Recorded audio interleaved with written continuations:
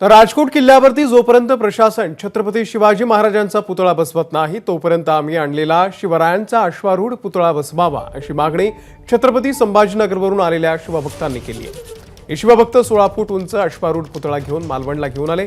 प्रशासनाने या ठिकाणी पुतळा बसवण्यास परवानगी नाकारून तो पुतळा माघारी पाठवला।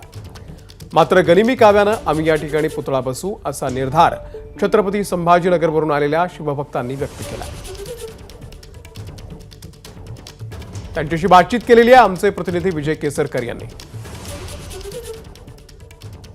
राजकोट किल्ल्यावर छत्रपती शिवाजी महाराजांचा जो पुतळा होता तो कोसळल्यानंतर मराठवाड्यातून संघटना आली, शिवभक्त आलेत आणि त्यांनी या ठिकाणी छत्रपती शिवाजी महाराजांचा अश्वारूढ पुतळा आहे तो घेऊन आले। मात्र प्रशासनाने तो पुतळा आहे तो पुन्हा माघारी पाठवलेला आहे। आम्ही संभाजीनगर इथनं पुतळा आणला, 700 किलोमीटरचा प्रवास आम्ही घेतला। आता सध्या पुतळा प्रशासनाने आमच्या ताब्यात घेतला। आम्ही त्यांना म्हटलं की तुमच्या नियंत्रणात असू द्यात पुतळा इथे।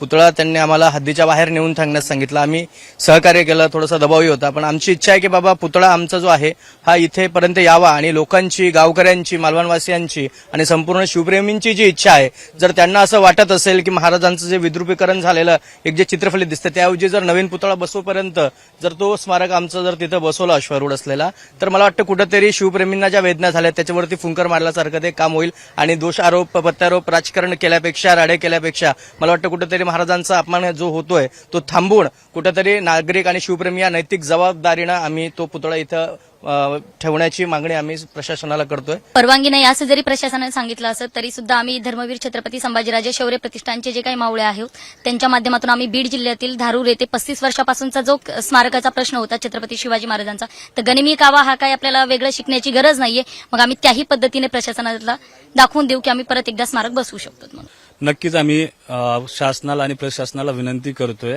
जे राजकीय वादळ उठलंय हे थांबवावं म्हणून आम्ही हे छत्रपती शिवाजी महाराज स्मारक बसवायचं म्हणतोय।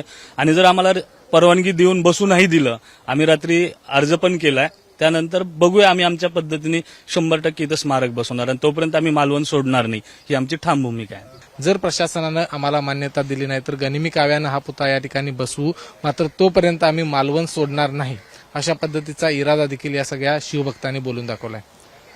कॅमेरामन निलेश शेवाळेसह विजय केसरकर, एबीपी माझा, राजकोट, मालवण। एबीपी माझा, उघडा डोळे बघा नीट।